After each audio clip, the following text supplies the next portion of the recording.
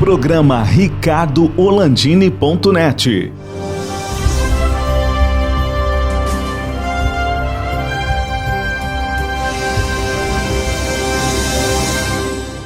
Alô, amigos, estamos começando mais um programa ricardoorlandini.net. Nessa época do coronavírus, estamos pegando uma carona no coronavírus, né? Pelo Zoom e falando com gente ao redor do mundo, em vários lugares do planeta, do Brasil, do Rio Grande do Sul e em qualquer lugar. E hoje, mais um convidado muito especial, o advogado João Paulo Foster, que é professor universitário, é mestre e doutor pela minha universidade, pela Universidade Federal do Rio Grande do Sul, que muito me orgulha de termos participado desta universidade fantástica, e é professor de mestrado na área de Direito na Uniriter. Mas, o João Paulo, este momento de crise que nós estamos vivendo, uma coisa sem precedentes nessa nossa história recente, muita coisa nas relações entre as pessoas mudou. Eu queria que tu me desse, já objetivamente falando, na área de contratos, na área jurídica, o que mudou? O que fica do contrato antigo? Vale, não vale? Está valendo? O que se faz neste momento de crise? Bom, Ricardo, obrigado pelo convite, né, de participar do teu programa. Muito bom poder aqui trocar uma ideia, conversar sobre esses assuntos aí que são tão importantes, né? Na verdade é o seguinte, o que a gente tem, Ricardo, é que situações inesperadas sempre aconteceram ao longo da história, né? A gente, inclusive, já teve outras situações de pandemia, mas nunca na vida, né, de pessoas que tenham experimentado isso, né? Para a maior parte das pessoas, ou para todas as pessoas, falar de pandemia é falar de história, né? Não é falar de memória. E agora a gente está enfrentando isso, e então a gente tem muitos institutos no direito contratual que já existiam, né? Que já eram aplicados em função de situações inesperadas, né? Uma guerra, né? Uma praga que destruísse e atacasse colheitas e por aí vai.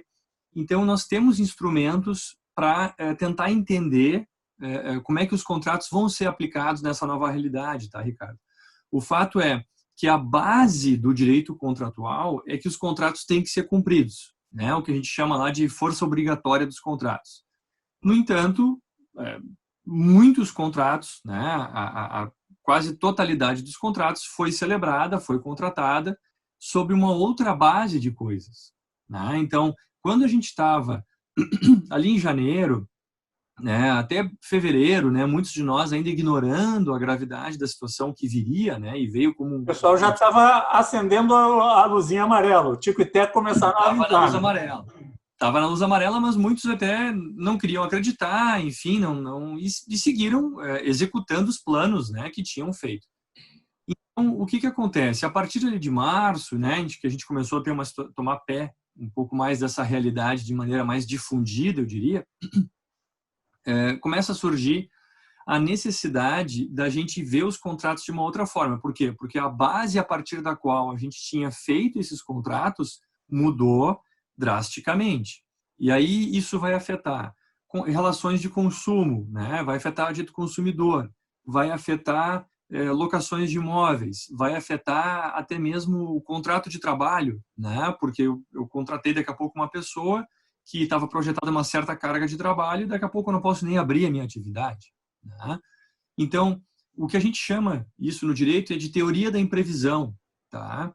Então, a partir de uma situação que seja realmente absolutamente inesperada, as partes podem tentar buscar reequilibrar o contrato, né? Porque ao mesmo tempo que o contrato é obrigatório, né, que ele tem uma força de lei para as partes, ele também tem que ter um sentido, né, uma necessidade de equilíbrio. Então, pode ser que, de fato, né, eu já não tenha mais interesse num produto que eu tinha comprado, né, um projeto de vida que eu tinha, daqui a pouco, de uma locação comercial para a instalação de uma empresa, ficou completamente prejudicado e por aí vai. Então, tem que haver uma compreensão muito grande. Eu sempre costumo dizer, Ricardo, o seguinte, que a melhor alternativa para um problema é sempre a alternativa negociada, porque a gente vai ter a vontade, né, de ambos os contratantes ali para formar um novo vínculo ou para extinguir aquele vínculo, mas de uma forma consensual, entende? Não de uma forma abrupta, não de uma forma provocada por um terceiro, por exemplo, pelo juiz, certo?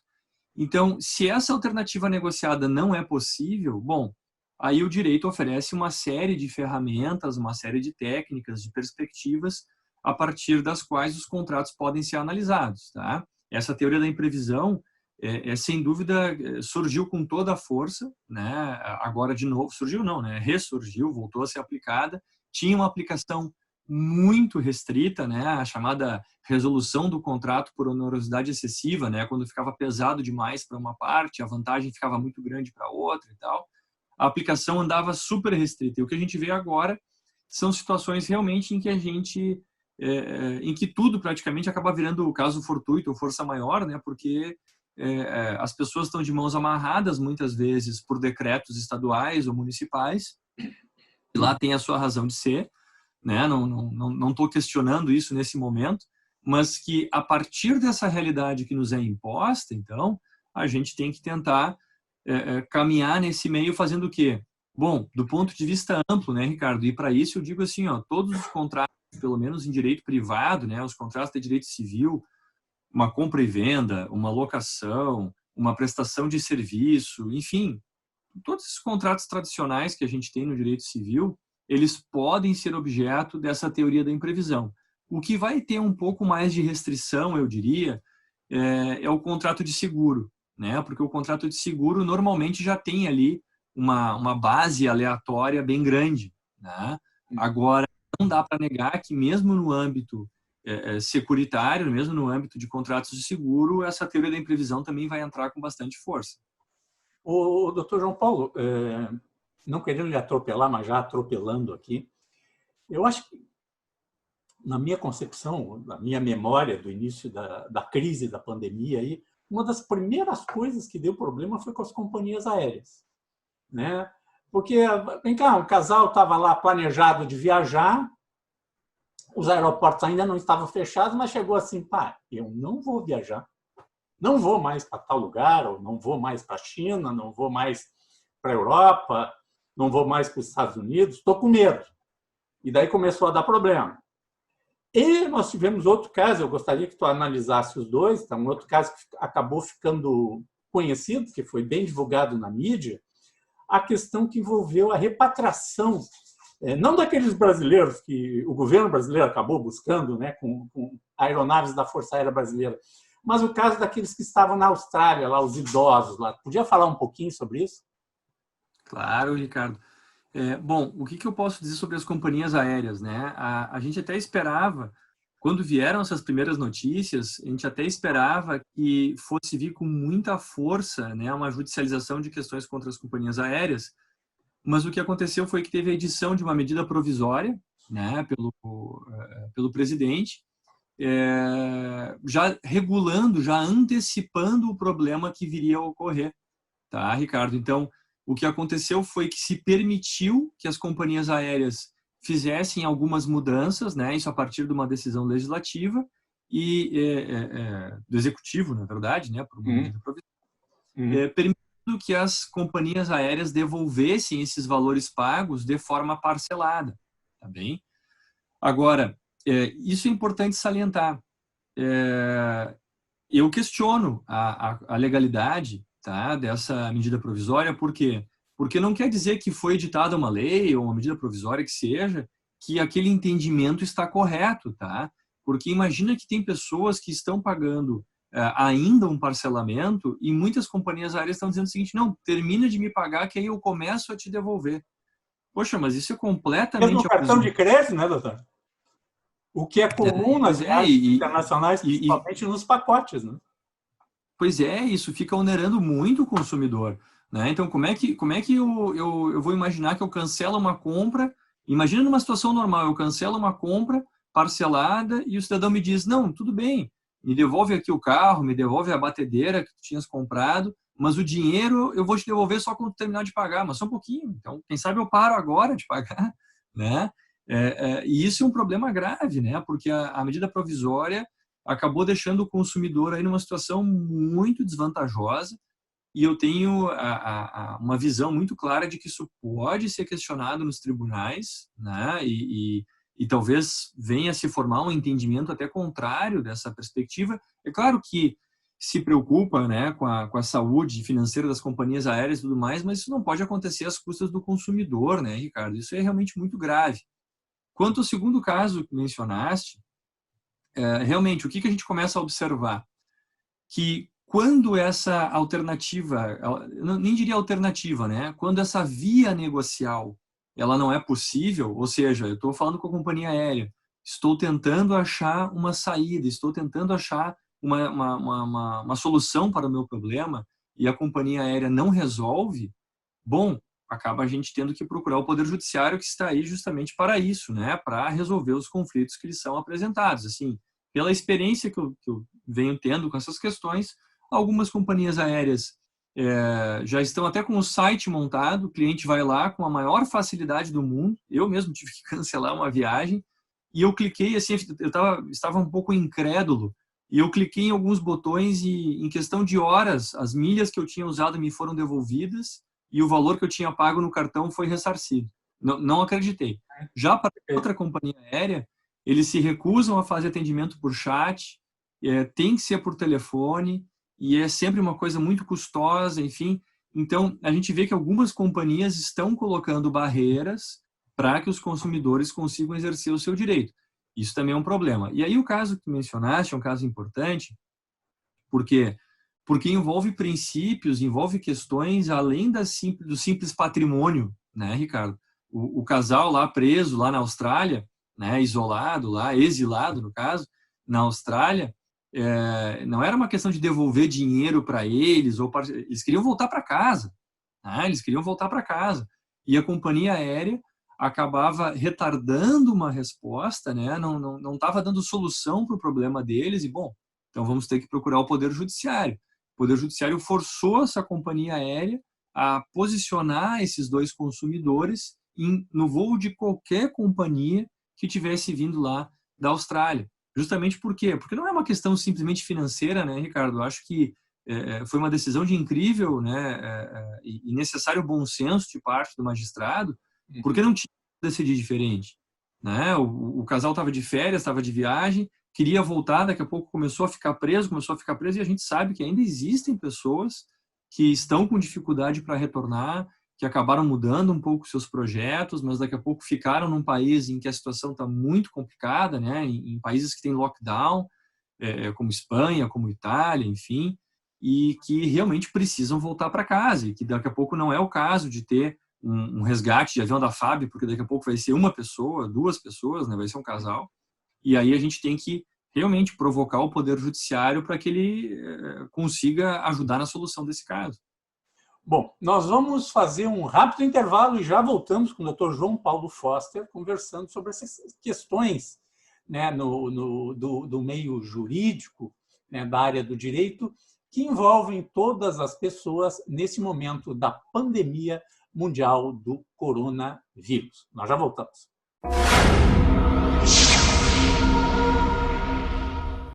Auto Center Pedroso, uma oficina completa para cuidar do seu carro. Manutenção corretiva e preventiva para veículos e utilitários de todas as marcas nacionais e importados. Com profissionais qualificados, equipamentos atualizados e atendimento personalizado. Faça uma revisão completa. Comprove a eficiência e a qualidade dos nossos serviços. Auto Center Pedroso. Tradição, confiança e proteção você encontra aqui. Estamos de volta com o programa RicardoOrlandini.net, conversando com o advogado, mestre e doutor em Direito pela Universidade Federal do Rio Grande do Sul, João Paulo Foster. Doutor João Paulo, nós estávamos conversando daquela questão, né, que envolve os contratos, né, entre as pessoas, entre as empresas, os negócios, né? No final do último bloco, falamos da questão das companhias aéreas, pacotes de turismo. Imagina o cara que ia casar. Quantas pessoas que iam casar contrataram a festa? olha só, vamos os dois lados. O contratante, o casal contratante, a família contratante, está proibido de fazer festa. Então, não pôde fazer, frustrou, eventualmente, o casamento, mas, no mínimo, a festa e a lua de mel. Correto?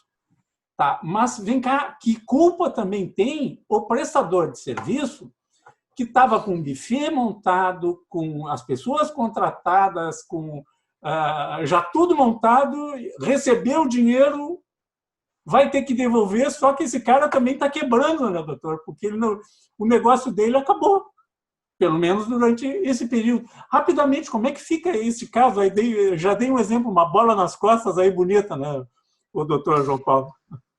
Pois é, Ricardo. Sabe que a situação é muito dramática, né? E tem pessoas que dizem, mas fazer festa é uma coisa frívola, é uma coisa boba, é só não fazer, né? A pessoa tá chateada porque não vai ter baile de debutantes, que bobagem, etc. Mas o fato é que esses eventos movimentam o mercado e geram emprego de uma forma muito relevante, né, Ricardo? E essas empresas estão sofrendo muito. O fato, no final do dia, é o seguinte, né, Ricardo? Eu não posso pagar por um serviço que não me é prestado, entende? Não posso, né, ter que pagar por esse serviço que não é prestado. Então, no momento em que eu tenho lá um evento e que esse evento é cancelado, é muito boa a tua questão, porque normalmente tem multa, né? Que nem a companhia aérea. Tem uma multa prevista se o contratante vai lá e cancela, desiste, né? Até tantos dias antes do evento é tantos % e assim vai. Mas o fato é que ninguém desistiu, né? Não há desistência. Então, se não há culpa, tá, nessa rescisão contratual, não há como penalizar, porque a multa, né, Ricardo, é uma penalidade, né? Então, eu não tenho como punir alguém por isso. Então, eu não vou punir o fornecedor de produto e serviço por não estar prestando o serviço, certo? Então, eu não vou aplicar uma... Ele está proibido de prestar o serviço, ele não pode... Exatamente. E eu estou proibido de fruir do serviço, ainda que ele me diga que faria de forma ilegal, né?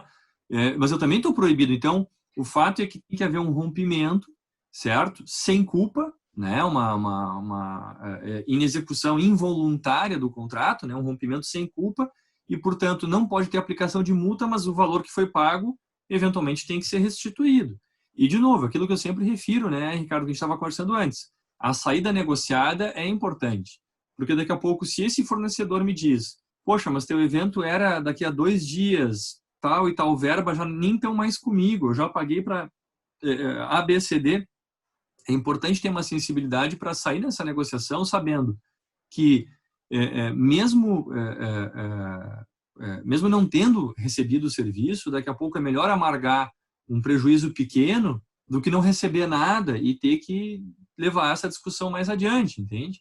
Então, de novo, eu reforço a saída negociada. Agora, se não é possível, a gente tem que procurar o Poder Judiciário para estabelecer essa questão aí. Doutor João Paulo, outra questão. Compra normal de a gente ir na loja, tranquilo, deu um problema, tu vai lá e era muito mais fácil, né? É muito mais fácil. Existe uma loja física, tu pega um produto, não está funcionando, tu vai lá e devolve. É mais fácil. De vez em quando dava algum problema, mas tinha a lei do direito do consumidor, ajuda bastante, mas era presencial a coisa. Só que agora, um universo de pessoas que não faziam compras online.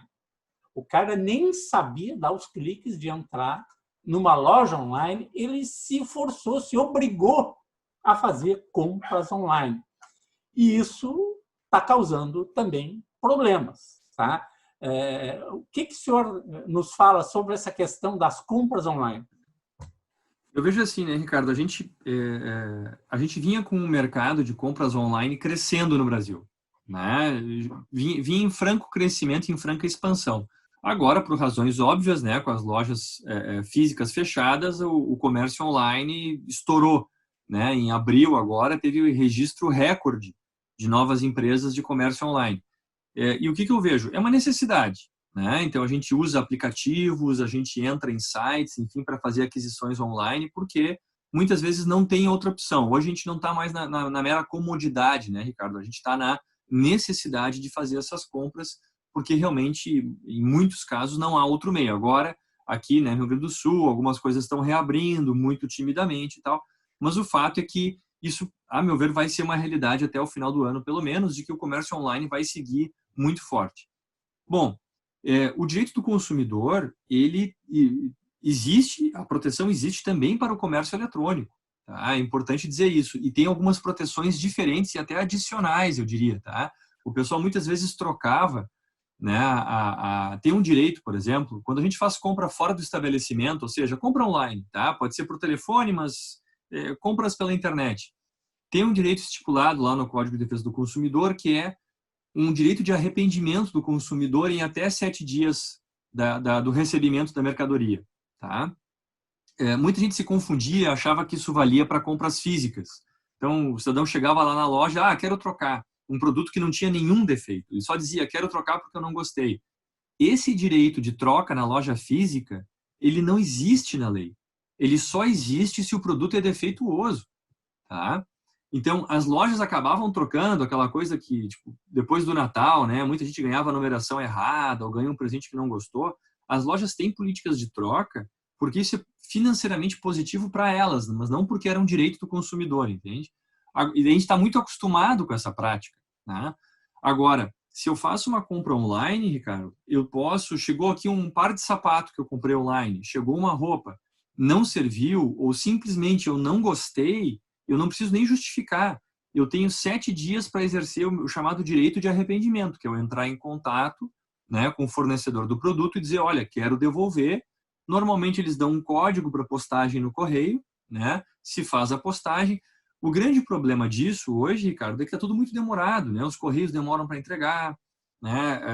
Tem os trâmites que a gente não está acostumado. Era muito bom chegar e olhar no rosto do mesmo vendedor, né, que nos vendeu e dizer, olha, não deu, quem sabe me troca, me ajuda, etc, etc. Hoje não é mais possível, a gente preenche um formulário online, alguma coisa assim, mas o direito de troca existe. E todos os demais direitos de trocar produto defeituoso, né, de pedir um reparo em alguma coisa, esses direitos seguem em total vigor, em total vigência. Tá? Então, existe uma proteção mesmo no âmbito do comércio eletrônico. Qual é o problema que a gente tem, Ricardo? O problema que a gente tem é que tem, como tu disseste, muitas pessoas que nunca na sua vida fizeram compras online, pegam o seu cartão de crédito, né, e vão lá para um ambiente em que muitas vezes existe ali o ambiente preparado para a fraude. Né? Então, por isso, sempre é bom checar, né, o site que está sendo feita a aquisição. É sempre bom lembrar que não se coloca senha de cartão de crédito em compra online. O que eles pedem são aqueles 3 números que tem atrás do cartão. Uma senha do cartão nunca se pede em compra online. Tá? Isso é um forte indício de fraude. Tá? Procurar comprar de lojas confiáveis. Se a gente vai fazer aquilo, né, Ricardo, que é muito importante, a gente privilegiar o pequeno produtor, né, dar uma força para quem está aí com a sua loja fechada e tal. Daqui a pouco faz um contato com esse cidadão, vê se o site lá que está sendo ofertado é realmente quente, manda um e-mail, cuida muito, né, com o domínio ali do e-mail que é recebido de confirmação, se é um @ricardoorlandini.net ou se daqui a pouco é um não sei das quantas, né, E o bom é ter um HTTPS na frente, com um Szinho e um cadeadozinho fechado, dizendo que aquele site Exatamente. é seguro e tem certificação digital de segurança. Isso é muito importante, né? Exatamente. E aí a preocupação é essa, né, Ricardo? Eu vou um pouco além, tá? Eu sou consumidor e eu fiz uma compra online na qual teve uma fraude, tá? Na qual usaram o número do meu cartão, clonaram o meu cartão. Qual é o entendimento que existe a respeito disso do judiciário? É de que o banco tem que oferecer meios suficientes de proteção do consumidor, tá, Ricardo? Então, se eu caio numa cilada online e daqui a pouco clonam o meu cartão, ou eu sou induzido em erro, bom, uma coisa é a compra que eu mesmo fiz, que eu mesmo efetuei. Tá? Daqui a pouco, se eu gastei R$200 no site lá e nunca recebi o produto, é óbvio que a culpa não é do meu banco, da operadora de cartão de crédito. Agora, se eu faço uma compra online e daqui a 2 dias, aconteceu comigo, inclusive, estava trabalhando de noite, recebi mais de 10 mensagens no meu celular, né, SMS, eu tenho cadastrado lá o cartão, isso é outra medida de segurança muito importante, gastaram mais de R$5.000 no meu cartão em várias compras. O que o banco fez? O banco bloqueou. A partir da terceira compra ali suspeita, né? Começaram a fazer compras de 500 em 500 reais, o banco bloqueou o cartão. Veja, tem um sistema antifraude, entende, Ricardo? E aí o que eu fiz? Na mesma hora liguei para a operadora e já pedi para bloquear os outros pagamentos. Então, isso é muito importante que o consumidor saiba, que a instituição financeira tem que ter um sistema antifraude forte, mas que o consumidor também não pode, né, relaxar e achar que ele não precisa tomar nenhuma medida. É muito importante que o consumidor, assim que ele detecta que tem uma fraude, entre em contato com o seu banco, registra boletim de ocorrência, abre contestação de pagamento. Para quê? Porque se tudo isso não der certo, e eu vou dizer, Ricardo, eu acredito que na maioria das vezes os bancos dão essa proteção, tá? Mas se não dá certo, lá adiante, se esse consumidor tem que ingressar no Poder Judiciário, tem só uma coisa que ele tem que ter: prova disso tudo. Entende? Então não adianta ele chegar e dizer, eu sou consumidor, eu não fiquei com prova de nada. Não, meu amigo, mas não é possível, não teve um número de protocolo, tu não foi na polícia registrar a ocorrência, não houve, né, um boletim de atendimento do banco. Esses dados têm que ser retidos pelo consumidor. Tá, Ricardo? Isso é muito importante. E se ele não tem esses dados, se ele falou pelo telefone com alguém do banco, que pegue o horário que ligou, o nome do atendente, entende? Para ter isso, para, se for necessário, buscar depois. Mas não pode chegar, né, de mãos vazias, querendo depois buscar algum tipo de indenização ou cobertura do banco, porque o consumidor tem que ter um interesse na sua própria proteção, né? E ela existe, e é uma boa proteção. Sem dúvida nenhuma. Doutor João Paulo, o tempo passa, o tempo voa, que coisa. O senhor ficou me devendo um tema, nós vamos ter que fazer outro programa para falar sobre isso, né?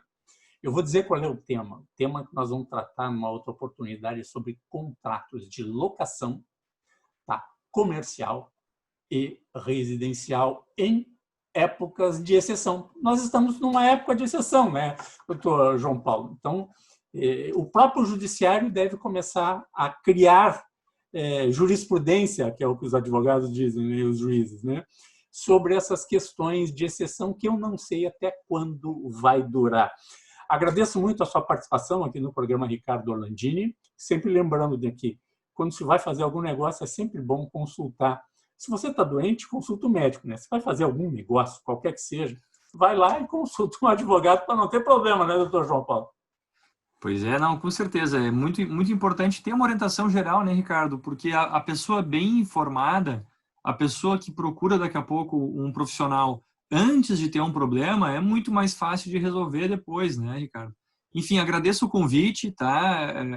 Já fica de antemão aceito aí para uma próxima oportunidade. E obrigado pelo convite de hoje também. Fica meu abraço aí para os espectadores e que todos fiquem bem nesse momento aí que a gente está atravessando. Esse foi o programa RicardoOrlandini.net. Nós voltamos numa próxima oportunidade. Até lá!